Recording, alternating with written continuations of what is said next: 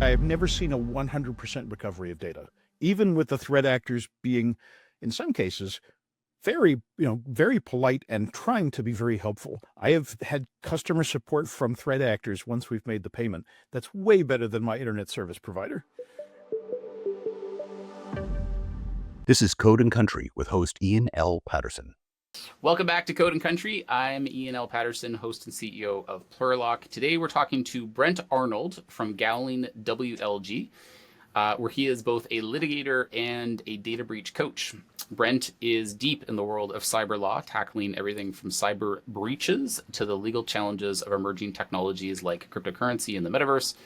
His experience and expertise in navigating the complexities of data sovereignty and cyber risk analysis makes him a true standout voice in the field. And frankly, Brent, I have to say, you're a fixture of the conference circuit, and it is always a pleasure to see you at those things. I always feel like I have a friend whenever I show up, and I see you there. So likewise, thanks.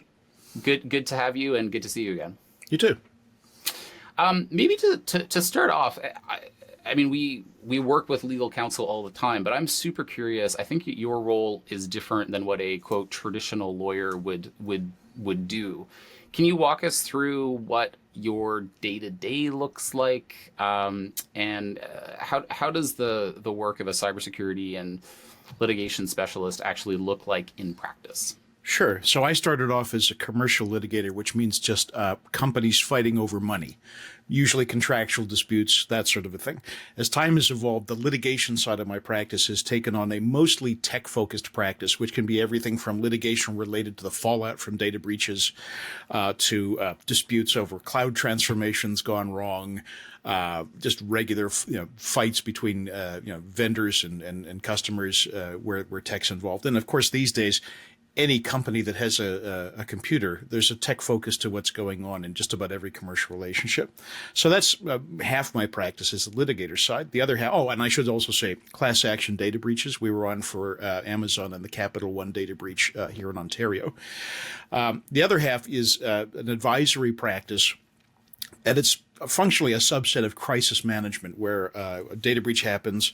I get brought in as a data breach coach to essentially coordinate the response if I get brought in early enough, and depending on when I get brought into the process, it can look different. But my job essentially is to advise the company on an ongoing basis how to deal with the attack and minimize risk. And the goal ultimately at the end of all this is to minimize the company's regulatory exposure and also exposure to potential litigation downstream.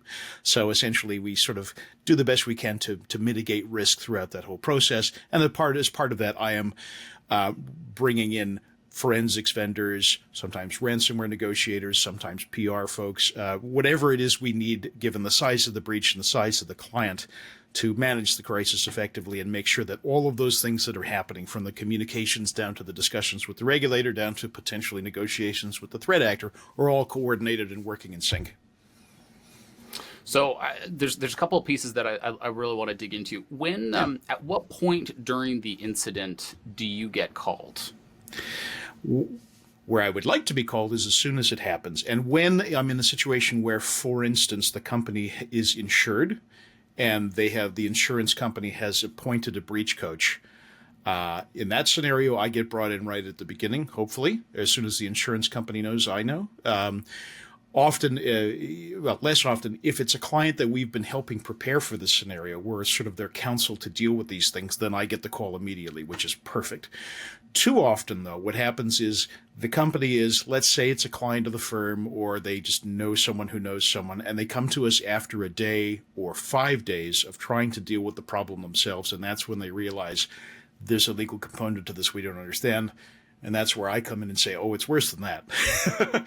Because we also need to structure all of this in a way that protects legal privileges as much as we can, and make sure that you have a free hand to deal with this without worrying about the paper trail you're creating. So the short answer is usually I get brought in later than I would like to be, and I have to sort of help undo some of the things that have already been done. Thank you for listening to Code and Country, sponsored by Plurilock. If you're enjoying this episode, please remember to like, subscribe, or follow the podcast. And now, back to the episode.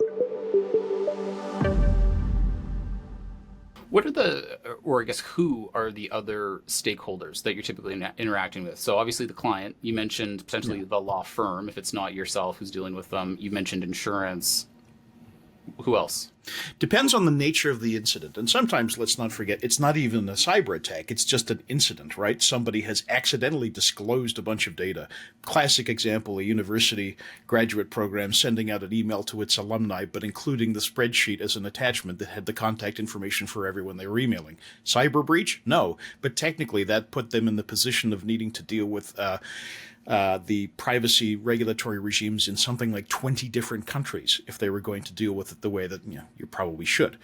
If it's a ransomware attack, which is the most typical thing we see apart from email compromise, then we're talking about me as the data breach coach, and to that, and I and my firm also bring the regulatory expertise with respect to if personal information is involved and we're going to have notification and regulatory responses we have to deal with. Obviously, we handle that. I'm for sure going to bring in an external data forensics firm because even if the company's got cybersecurity forces of its own, I want independent experts working on this. Because at the end of the day, they're going to have to be the ones to say this is safe now and here's what happened. And you don't want the people who let the fox in through the hen house doing that. It's not fair to them, and it's also not going to be good if we end up in court having to defend what was done. So your forensics piece. I might bring in a ransomware negotiator, either because there's a real possibility of payment or because we want tactically to extend the period before a threat actor pulls the trigger on whatever they're threatening to do, typically posting to the dark web, that sort of a thing. And if the company is public enough and if the breach is obvious enough to become noticeable to people on the outside and might attract, let's say, media attention or just a large-scale customer response, let's say people going to social media, I might want to bring in external communications professionals. And that's a part that often gets overlooked. But what you're saying publicly about this all becomes a matter of record if there's going to be litigation. So it has to be done very carefully. So those are sort of some of the typical ones. Other possible ones would include, for instance, cryptocurrency and blockchain forensics. If we're in a situation where we're chasing a payment we've made through the blockchain, or let's say I've dealt, for instance, with a cryptocurrency theft, where we were trying to figure out where is this going, where's the money going, and who do we think did this, the attribution piece. So that's there are other bits and pieces we sometimes pull in when it's an unusual situation. So maybe let's just stick on that example. So there's been some sort of ransomware attack. Perhaps they've deployed ransomware software. Perhaps they have stolen data. Perhaps they've claimed that there's something that's going to detonate. I think one of the things that's been talked about a lot is how often these ransomware payments get made. Are they is this a brown paper envelope down at the docks, or is this Bitcoin? If it is Bitcoin, is this Bitcoin that companies have on their balance sheet already? Should companies have Bitcoin on the balance sheet? Maybe just walk us through, like, what are the implications for the payment side of that conversation? Because that's one that I think happens a lot beneath the surface, but people don't necessarily know what happens beneath the surface. Sure. So let me deal with the first question you had, which is, are people paying more or less? What the most recent statistics suggest that fewer companies that are hit by these attacks are paying. And that, I think, is a combination of we've had a sort of a long PR sort of campaign from law enforcement saying in Canada and the US, the FBI is part of this, saying you shouldn't be paying because all you're then doing is incenting the behavior and financing the next attack. It's a return on investment. Exactly. The bad guys are reinvesting back in their own attack capabilities, because guess what? They're making money.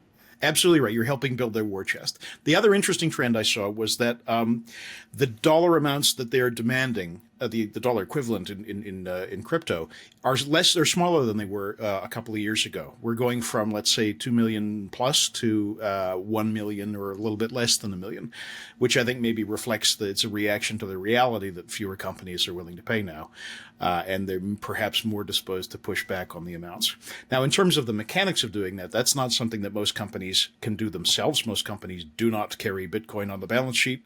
I'm agnostic as to whether or not they should be investing in it. Well, I'm not really agnostic, but I'm not going to tell them not to. But for the most part, most companies we deal with, I don't think I've ever had one that had a war chest of crypto sitting around.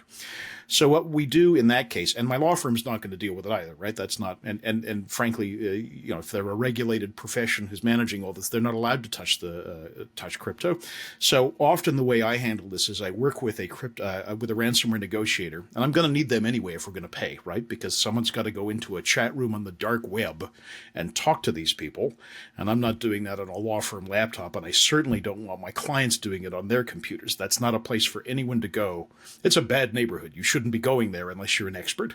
So the ransomware negotiation firm will handle the negotiation. They'll handle the sanctions checks to make sure that if we make this payment, we're not knowingly funding terrorist activities, because, as you know, it's not illegal to pay a ransom. It's illegal to fund terrorism. So if you're sending money to a group that is affiliated with a known state on the state that's known to be on the sanctions list, that's a non-starter. We're not going to make that payment. So they handle the sanctions checks, and then they also broker the payment. So my client transfers money to them, the money equivalent of the amount that they need to buy in crypto, and they very quickly, and the speed is important, purchase the crypto, typically Bitcoin or Ethereum, run a final sanctions check, because things can change on a daily basis in that sort of sanctions world, and then effect the payment. And it all has to happen very fast because, as you know, the crypto market is so volatile that I can spend X dollars to buy X amount of Bitcoin, and then suddenly the value tanks because, let's say, a certain president says something dumb or interesting about cryptocurrency, and all of a sudden it's tanking or it's going up. So we need to do all of that really fast and get, basically unload the crypto in the form of a payment as soon as we can. So those are the mechanics of how we do it and some of the challenges along the way. So 2 follow-up questions from that. I think the first, I'm always fascinated to know if the ransomware ask is $1 million, what's the typical spread between, are you paying $1 million? Are you paying 300 grand? Or kind of what's the range of discount after a successful negotiation? And I think the second question would be how likely is it that after that ransom is paid, that either the factory is returned to working condition or the decryption keys are provided, right, or the data is in fact deleted that was claimed to have been stolen? So the answer to both questions depends on who we're negotiating with. Because if it's like some ransomware negotiators, some some threat actors will not negotiate. They come in with a hard line and say it's this or nothing, and we will follow through, and we're giving you a very short timeline to respond. We don't get a lot of that, but there are some groups where that's the way they approach negotiation. Historically, most groups come in expecting to be talked down to some, it's more like selling a car, right? You expect to be talked down to some amount. And I've seen it go down to, depending on the gang you're dealing with and the nature of the data, because they'll come in and demand whatever they're going to demand, but often we can sort of poke holes in that as the negotiation goes through to point out, look, there's no personal data here. There's no secret sauce here. There's nothing here that's going to ruin our business if the competitors see it. All you've got is some embarrassing financials, whatever. It's not really harmful to our business. So the value of that data isn't what you're asking for it. So I've seen it go down as much as 60% in a situation where we were dealing with data that was not too sensitive, a threat actor who my negotiator knew would go that low, and a third thing I can't remember. So that's sort of the way that plays out.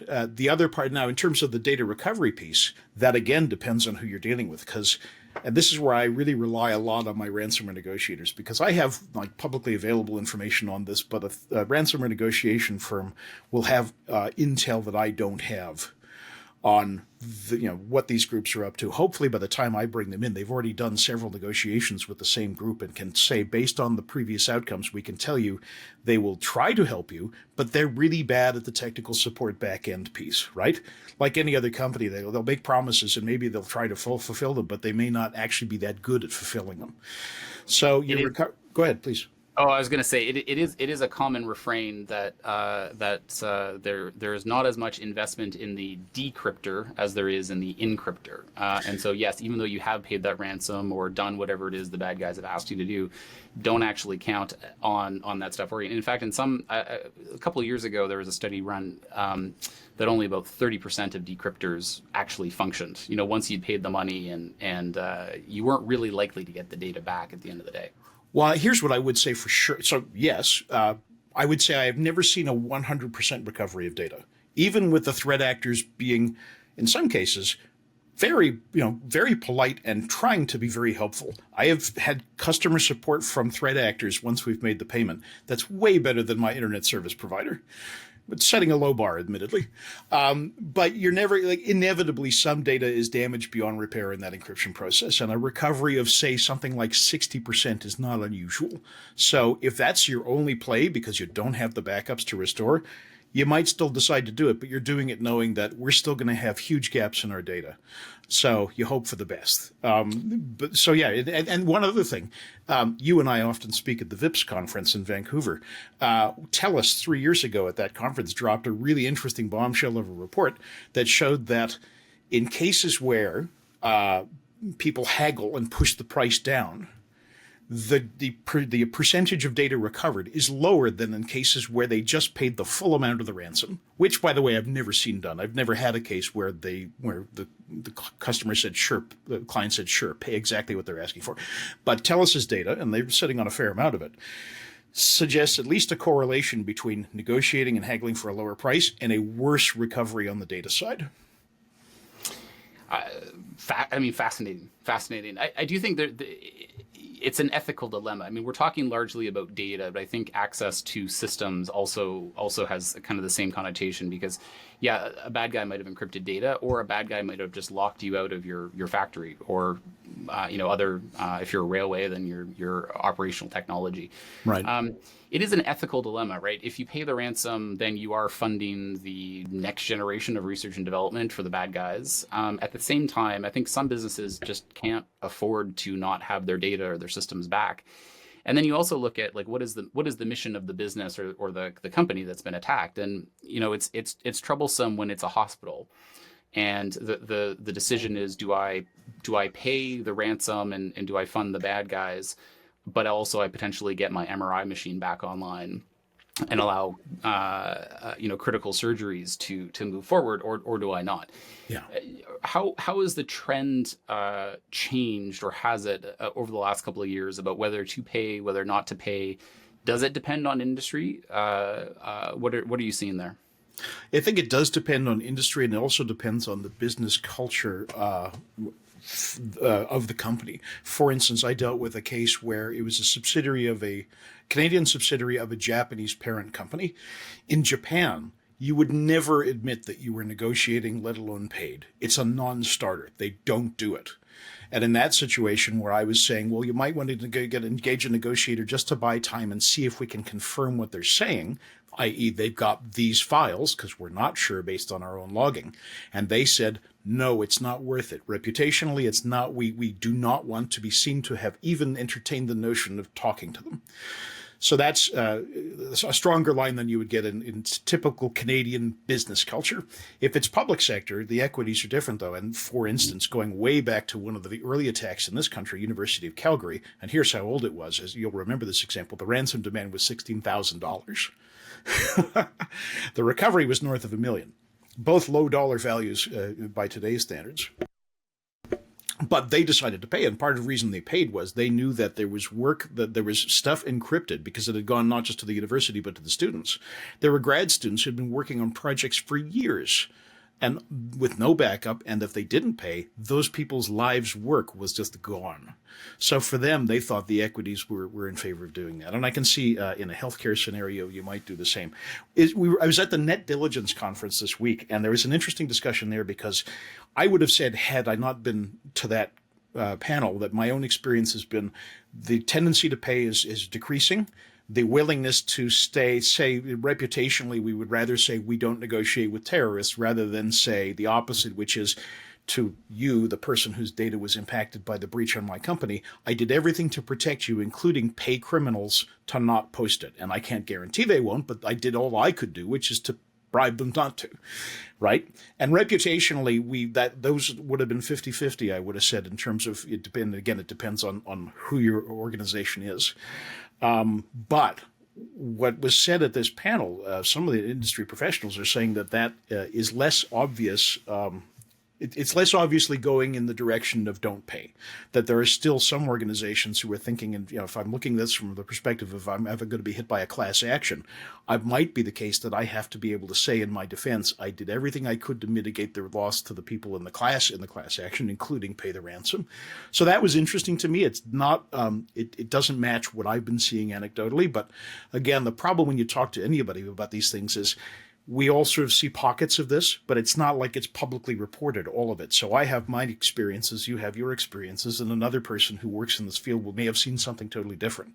And it's hard to rely on, there's not sort of a lot of published statistics, let's say, because most of these things go unreported if companies can frankly get away with not reporting it. Yeah, absolutely. Let's pivot away from the ransomware event, if you will, because you started to touch upon liabilities. And so I think that there's a couple different dimensions to that. I'm curious around insurance. Right. So is insurance going to pay the ransom? Like, can the insurance provider actually come up with the funds? Is that typical? And then I guess the follow-on question there is, does that actually depend on how well prepared the company was? Meaning, if the company was not, let's say, investing in the appropriate amount of cybersecurity controls, right, will that change how the insurance participant will behave in an incident? Yes, and it's a really good time for you to be asking that question because the answer is changing in real time. So whether or not the insurance will pay the ransom depends on your coverage. Some coverage will and some won't. And this is why I really do encourage companies that are going out to get cyber insurance, consult with a coverage expert and talk to somebody on the technical side who can say, here are the things you want to have covered. Here are the potential risks, especially for a company at your size in your industry. You really need this coverage versus, you don't really need this coverage. Because companies are often surprised. I'm dealing with a few of these right now. When they go to the insurer, a lot of the things they had always assumed would be covered aren't covered. So, and then they end up in a fight with their own insurance company over, it might, like, for instance, business loss payments out to their customers to cover business losses they've suffered because my client, the company, wasn't able to provide services to them. So it depends on your coverage. And the second question is, has the insurer's behavior changed by whether or not it turns out you were well prepared? What's going to matter in that case is, did you do everything that you said you did when you applied for the insurance? And this is key because we saw, and this was the first case we saw of this, but it sent a real ripple through the insurance world about 2 years ago. Travelers in the States sued one of its own insureds to get out of honoring coverage because it turned out that when the insured filled out the application form, they said, we have multi-factor authentication, but they didn't have it on everything, and they didn't have it on the system that was compromised. So are insurance companies going to be looking for an opportunity to not cover? Absolutely, because they're hemorrhaging money on cyber coverage. It's been a bloodbath since COVID. And in fact, I recently had a case where, and this was unusual, but it was interesting to me.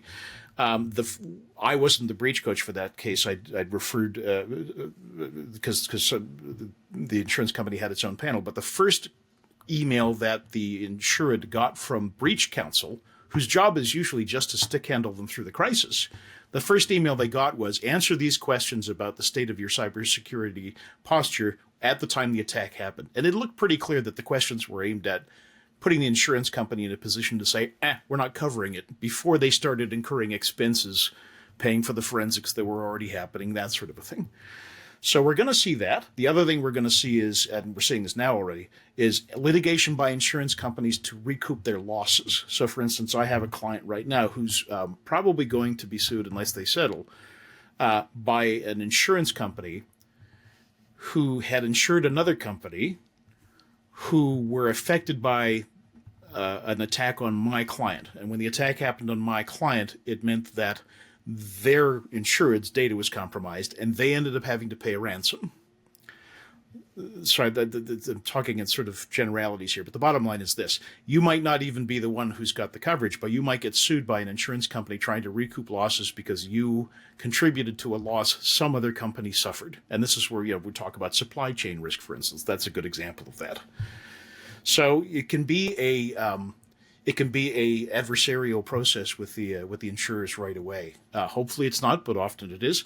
And the other, back to your first question, I have a friend who runs a firm in the States, and she gives a lot of opinions to clients about their insurance coverage, helps them get insurance coverage, and looks at different policies. She tells me that she regularly reviews insurance policies where she cannot imagine a fact scenario where the policy would respond.